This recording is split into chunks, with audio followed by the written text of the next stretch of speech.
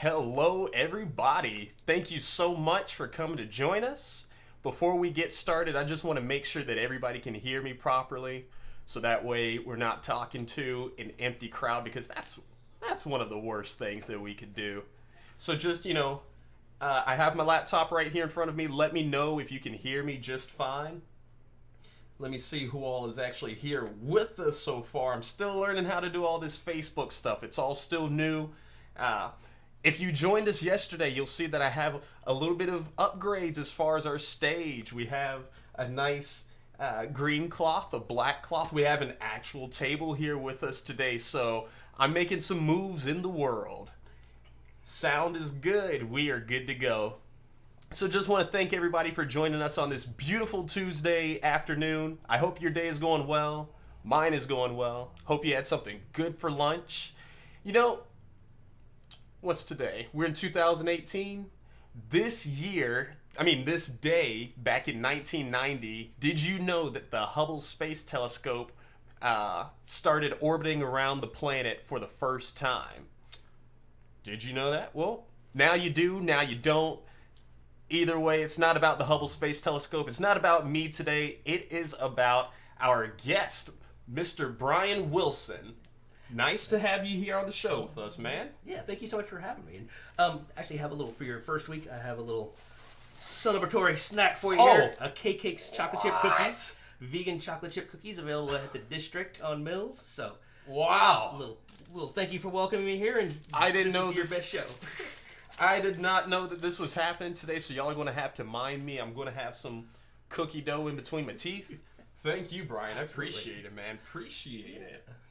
You do a lot of interesting things around the vegan community here in Orlando, and I've been following you. I did my homework. I've been stalking you for about the past 10 hours, I believe, just kind of seeing what all I could dig up on Mr. Bryan, seeing everything that you have going on. First off, how long have you been vegan, and what kind of made you do the transition? Well, I've been vegan since 1997. In 1996, my wife and I. Oh yeah. 97. I started kindergarten. That's awesome, man. Wow. But there's been so many great changes since then. But it was actually our greyhound that got us involved in the journey to veganism and animal rights. It was 1995 that we adopted our first greyhound. His name was Alan. He was probably one of the largest greyhounds that my wife had seen come into the vet clinic where she was working. And he came in with a couple of his sisters, and because the track at the time was just dumping dogs wholesale, because it wasn't as much of an adoption community as there is right now, she saw, unfortunately, his sister was put to sleep because there was only so much space that this vet could accommodate, and she decided that Alan wasn't going to meet that same fate, and so she brought him home. So he was actually a birthday present for me in 1995. At that time, we were living in a small house with a small car, and she pulls up at my job with a 90-pound greyhound hanging its head out the back window of our car, and it was a good surprise because he turned out to be a wonderful companion to have, and he kind of opened our eyes to animals needing to be rescued. And in 1996, a friend of ours invited us to come along to an animal rights conference, and we had gotten a little involved in knowing that animals needed help. So we said, hey, let's find out what this animal rights thing is, and that just totally opened our eyes to everything. We had no idea. It was literally babes in the wood in what we were doing. Speakers such as Jane Goodall were there. We saw our pig slaughter video, and we both were not completely naive in where meat came from. Yeah. The process is just so shocking, and we literally stood there for several minutes watching this pig slaughter video. And at that point, we decided, well, we can't do this to animals, and so we're definitely not going to go pay somebody to do this on our behalf. This is just wrong. And we made that decision to go vegetarian. And at the same time, we also met the folks from UPC, United Poultry Concerns, and so we also gave up eggs. We're still doing some dairy, not drinking milk, but just eating dairy and things because we weren't as aware. And then for our vegan anniversary in 1997, we went to Farm Sanctuary and actually managed to stay on property with them up in Watkins Glen, New York. And we met the dairy cows. And these cows are not the cows you would see in the fields. They're not the cows you would even expect. There's a cow that is 1,200 pounds, 7 feet at the shoulder, an animal that just should not be that large. Wow. Because of the injections of the growth hormone and all the accelerants to get more milk out of these animals. And at that point we said, okay, we're done with all of it.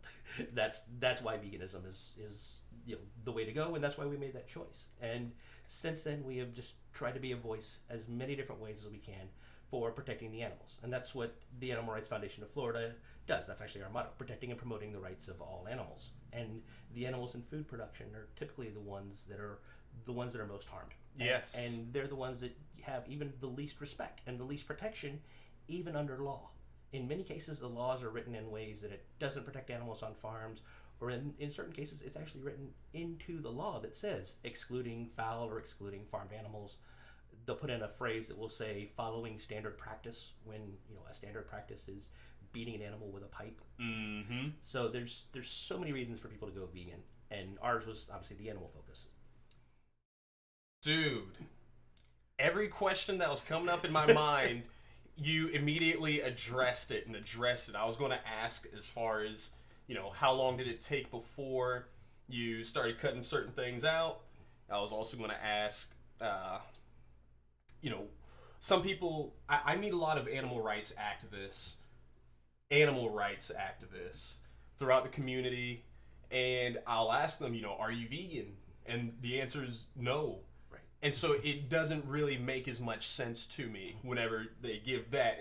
It's usually, okay, well, you might be unaware that murdering animals for food is, just about, it's just as bad as some of the torture that we actually do, or some of the conditions that you find the animals in that you're rescuing. But you're going around killing other animals, so there's kind of that sense of cognitive dissonance in there that... Yeah, unfortunately for many people, and especially those that are involved in animal rescue, saving dogs and cats while serving cows and pigs, yeah, it's a little bit of a split between that, and you do see a lot of that. And tragically, you'll even see shelters that will hold a barbecue to raise money for that kind of thing. Yeah, and it's we wish they would make the full leap, the full connection. Our transition was actually pretty much immediate. We were very fortunate that in '96 my brother was living just outside Washington D.C., so we had a place to stay. So our first day from coming back from this conference, we had literally a garbage bag full of stuff, and we said, "Yo, bro, we're not going to eat meat with dinner." And he looked at me like I said, "I'm not going to breathe," because that's how alien that statement was to him. And he was very accommodating. He's always been very respectful of our choices, the times we've been with them. But his idea was, okay, well, we're gonna have they were gonna have chicken and beans and franks and the corn on the cob or whatever. So we just had the beans, no franks, and didn't think about that at the time, that hey, there's ingredients in here that are probably there's probably pork fat in here or something. Yeah. So we hadn't got to that stage yet, but we were getting there. And so for us, the transition off of eggs and meat was pretty much immediate. That was a no-brainer. The dairy thing, because of the detachment that so much of the public has from the dairy industry, it took us another year to get there. But once you learn, and that's why education is so important. Yes. We want people to be aware of it, and that's why we try to use as many tools as possible to educate the public, whether it's peaceful public demonstrations, leafleting. We're actually going to have an event tonight. There's Pink is going to be in concert at the Amway Center tonight. Oh. So we're going to be handing out the Compassionate Choices pamphlet from Vegan Outreach. They've done literally millions of flyers have gone out every year to get people educated about the vegan diet. So we'll be handing those flyers out. We're going to be out there from 5:30 till the concert starts. Beforehand, Pink is obviously a very strong supporter of animal rights. She's done numerous PETA PSAs. I heard. And she's been just such a great advocate for the animals. So this is going to be a very positive and supportive crowd. So we encourage everyone to come out and join us. We're going to be at the corner of Huey and Church. So you can come on out and join us for leafleting. It's always a great opportunity to educate the public in a very easygoing, fast-paced way, because a lot of people are going to the concert. We also do food samples, we do social events, we do pretty much any way and every way we can try to reach out to the public to get them educated about how the animals are suffering, and also so we can get as many volunteers out. One person standing there by themselves can make change. 100 people standing out in front of an event can make tremendous amounts of change. That's what I try to, let people know whenever they say, well, if I go vegan, there's still, you can't expect the whole world to go vegan. Maybe not, but if you go vegan, then your sphere of influence, the people who look up to you and take advice from you, they're going to see what you're doing, and they're going to like it. They're going to respect it, and you have a much better odds if, more people kind of start taking that initiative. Yeah, absolutely. And the person you may not even think is going to be inspired by what you do will be the one who surprises you the most and says, exactly. We all have the idiot uncle that makes improper comments, and he will wind up being the one who's the strongest supporter of something you may say, share, talk about, do. And there's so many great vegan options available to people nowadays. I'm telling you, no excuse. No, absolutely none. And anytime somebody says, "Oh my God, I couldn't do that," you want to look at them and go, it's not can't, it's won't, or haven't thought of yet. Bryan, I'm gonna use that verbiage.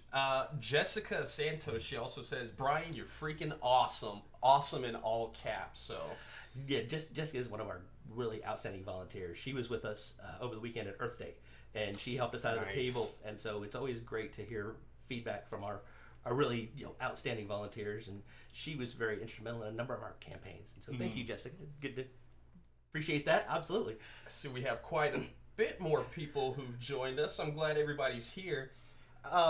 We have 8 total viewers so far, man. I like it.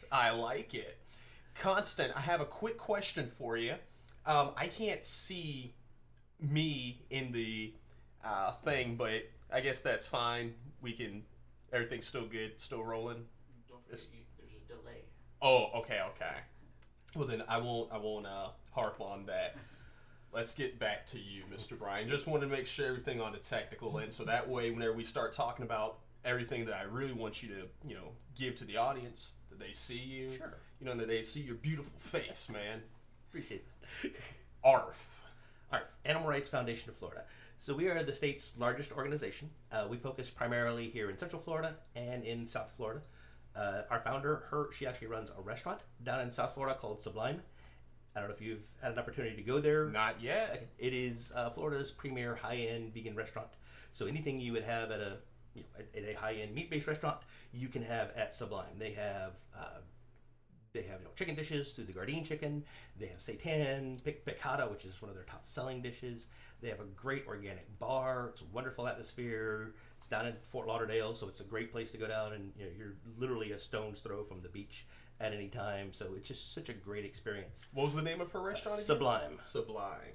Okay. So Sublime is the green color of the restaurant. So it is a sublime experience.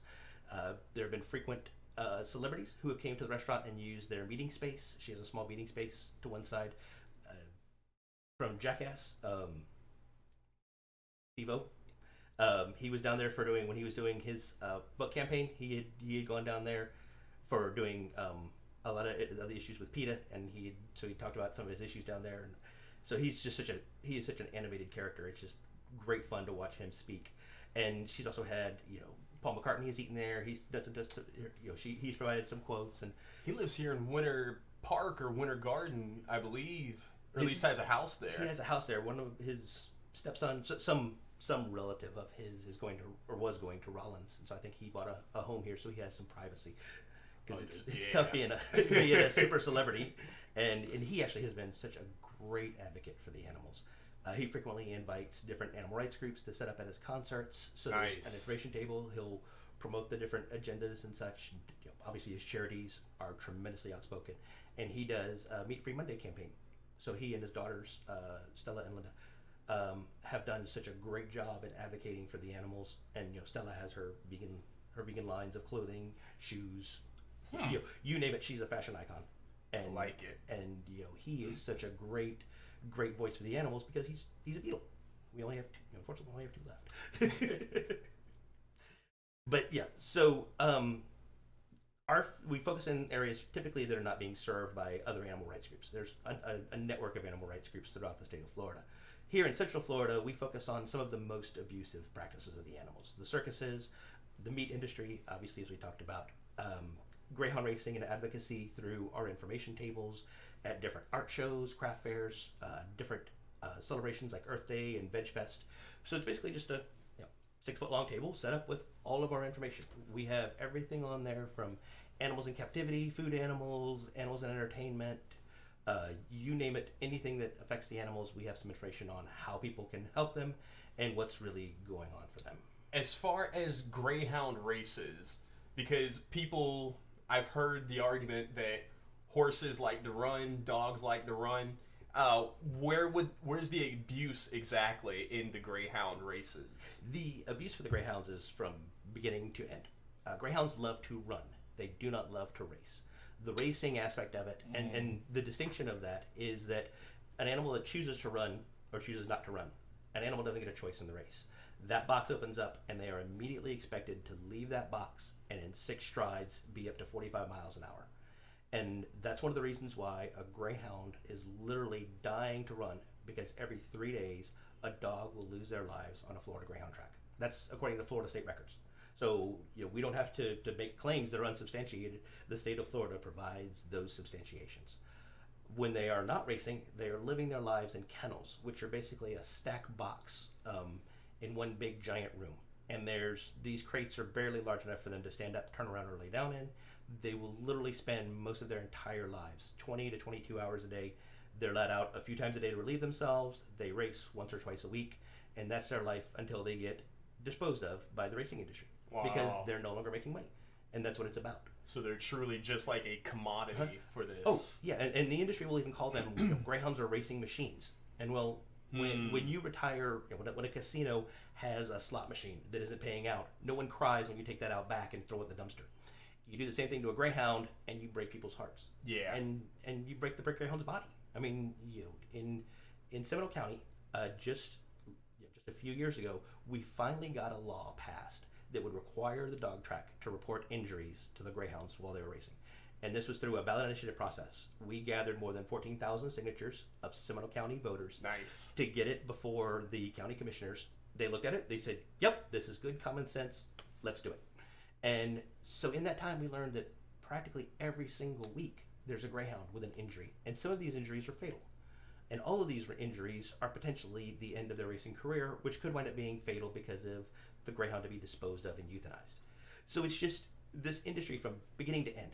Even before the greyhounds hit the track, their life is not the life of a normal dog. So many people know about puppy mills, how these large-scale breeding operations treat these animals like they're not commodities, they're not pets. They're being treated as commodities, puppy factories. Yeah. Where they are just churning out dog after dog. And the greyhound racing industry is really no different. They're doing the same thing to these animals, looking for the faster racer, looking for the better runner, and the one that somebody's going to bet on. And there's a lot of, like any other form of gambling, you have certain amounts of prejudice on people of, I only vote on black dogs, I only vote on gray dogs, I only vote on, bet on. They're like any other thing. People have their suspicions on them, so they're looking for that perfect dog. The problem is all dogs are perfect dogs for the right house, for the right person. So on the farms, they are taught to run after the lure. They're taught to race. Greyhounds are different than other dogs. They're sight hounds.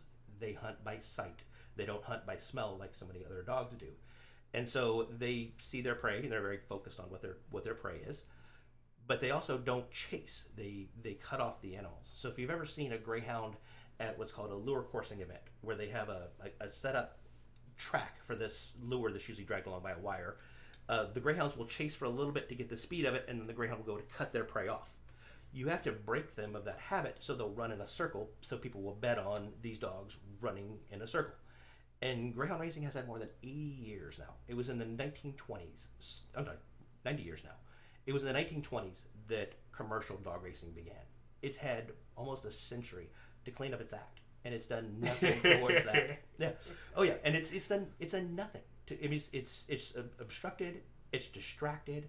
It has done literally everything it can to block any kind of humane treatment for these animals. So you're pretty much saying no more. We are saying no more. And that brings us to something that I'm really excited about, and that is that we have the largest opportunity to make so much change for these greyhounds in November. What's that opportunity? We are going to be able to vote on the end of dog racing here in the state of Florida.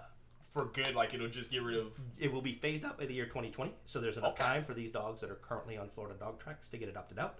But as soon as this ballot initiative passes, the day it is voted on, dog racing will be allowed to be stopped voluntarily by any of the racetracks throughout the state of Florida. And there are 12 tracks here in the state of Florida There are only 18 tracks in the entire country. Wow. Wow. So we have 2/3 of the responsibility of the suffering of these dogs. Oh yeah. So doing it here in Florida is going to make a huge difference. A huge difference for these dogs, and that's why we are so excited that the Constitution Revision Commission, that's the organization that is convened every 20 years to look at the Florida Constitution, and they proposed a bunch of different initiatives to be put onto the ballot in November.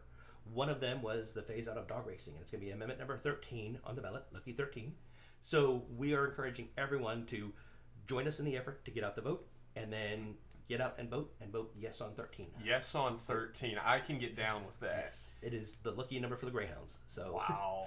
And it's such an amazing effort, because for years we've been working with the legislators.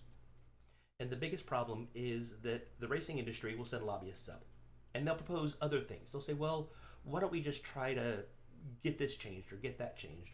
Or we'll get the larger scope of the Florida the gambling compact that the state of Florida has with the Seminole tribe. So all these things would muddy the water up and prevent the legislators from having a focus on the greyhound racing issue. So this Constitution Revision Commission did what their job really is, and that is to take things out of the legislative arena and put it into the hands of the people. Because greyhound racing was brought into the state of Florida because of a constitutional amendment allowing that form of gambling called pari-mutuel wagering.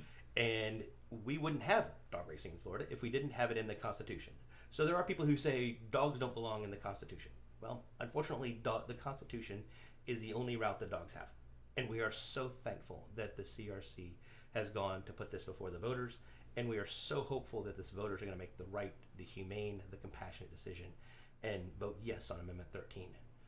We're going to also have a huge Get Out the Vote campaign for this. So, and we'll obviously be sharing with you on this campaign when it gets kicked off, because this literally happened a week ago yesterday. Wow. So this is, this is not even fresh ink. this is just rumor. This was rumor on Monday. Wow. So this is the biggest, freshest news we can have on the Greyhound front. I'm glad you were able to say it here with us. Is this your first time saying it kind of publicly for on a Oh, wow, really nice. Yeah, this is my first opportunity as a spokesperson for the campaign, so I appreciate you being able to use Royce Ayers to air the greyhound racing industry's dirty laundry. Absolutely. I'm trying to get rid of all of the different animal detriment, just all the environmental hazards that we have that could easily be changed just with a very simple lifestyle change.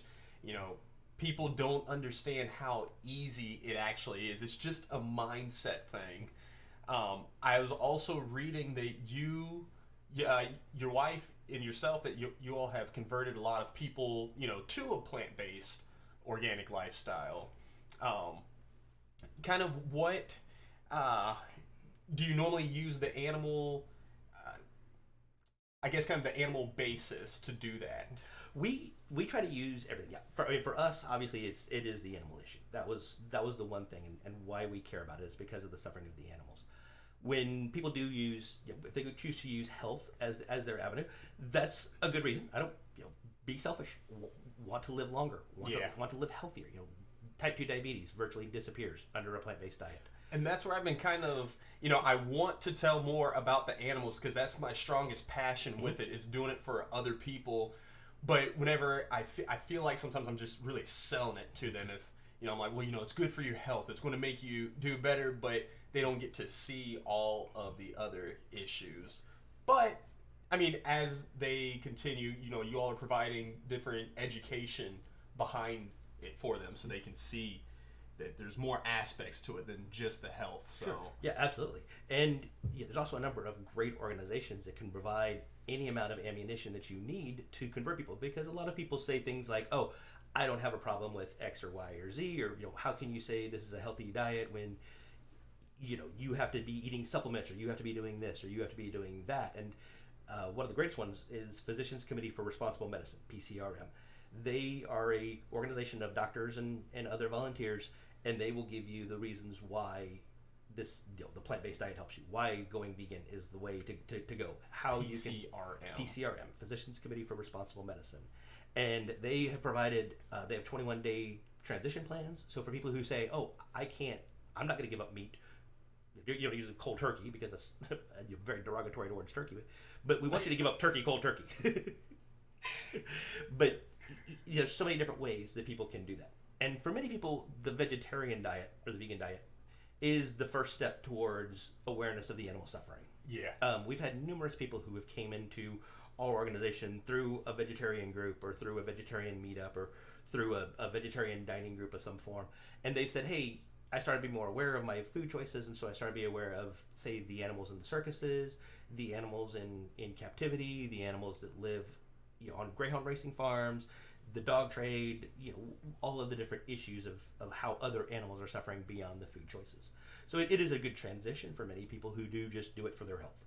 Obviously, we hope they do it for the animals, but in many cases, just going vegan, you save over 100 animals a year. Mm-hmm. So that alone is enough activism for many people to be making a change. And if that's as far as you're willing to go, that's great. Keep it up. Exactly. At least you're on the team. Yep. That's absolutely the way I see it at this point. At least they're on the team. They don't have to know about all the other things, but they're not doing those bad things anymore. Yep. So, it works out well. Yeah, but the different ways that we do that. Obviously, like I mentioned earlier, the vegan outreach leafleting.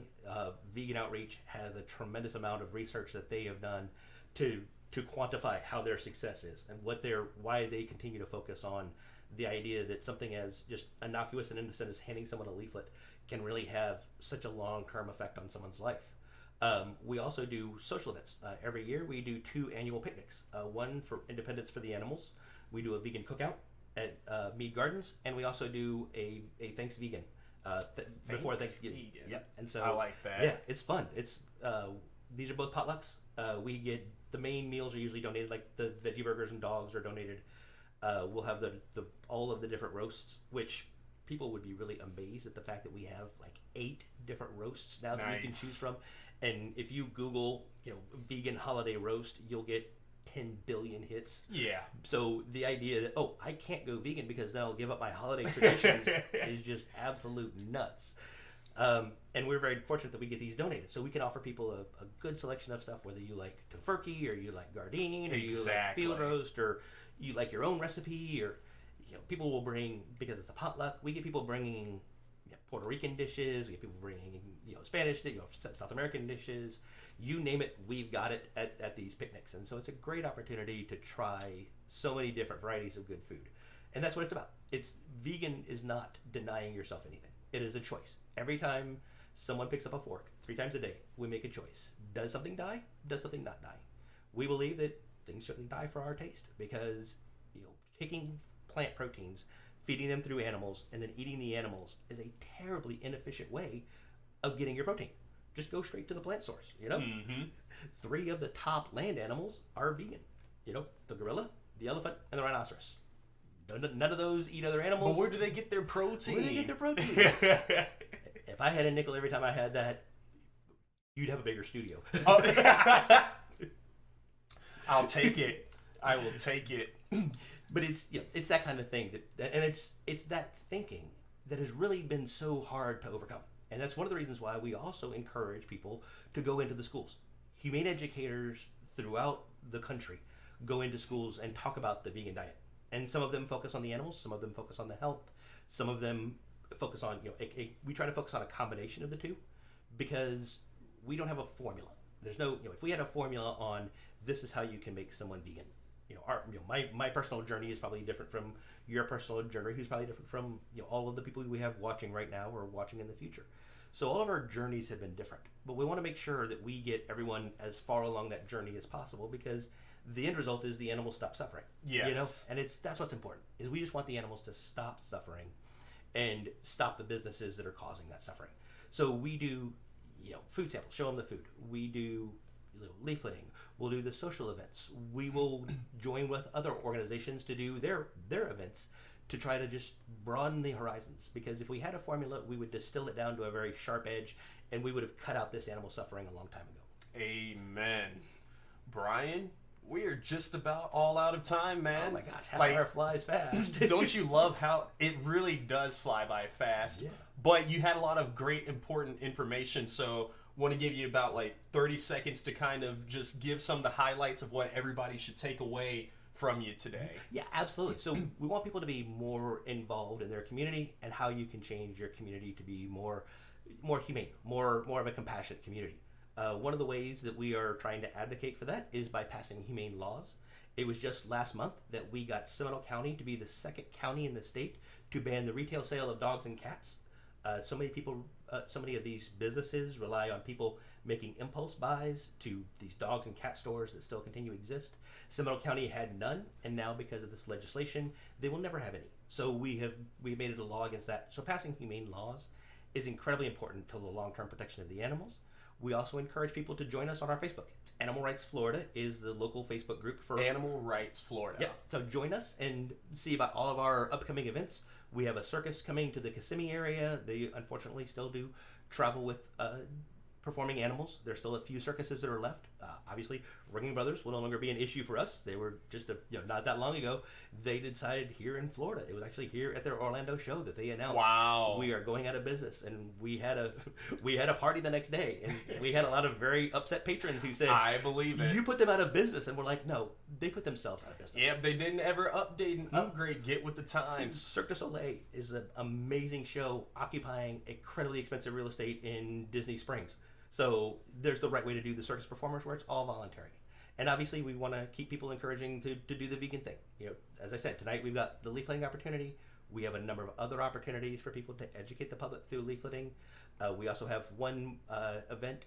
So many people who are also vegan are also opposed to SeaWorld because of their horrible stance and because of what the movie Blackfish exposed. Mm-hmm. Then we're encouraging people to come out to our May 12th event. It's called Empty the Tanks. It is an international day of protest. Captive aquatic animal parks across the world, literally following the sun from Australia all the way around for protests. That information is on our Facebook page. It's the Saturday before Mother's Day, so you can come out and be a voice for the animals on Saturday and take mom to brunch on Sunday. That works. You all heard it from here first with Royce Ayers. Thank you so much, Bryan, for being a part of the show with us today, man. Make sure you all like the page if you haven't already. Make sure you go and check out ARF. Animal Rights Foundation of Florida. I didn't want to it's a tongue twister for me, so appreciate you. And that's a wrap for us. Thank you so much. Absolutely. Absolutely.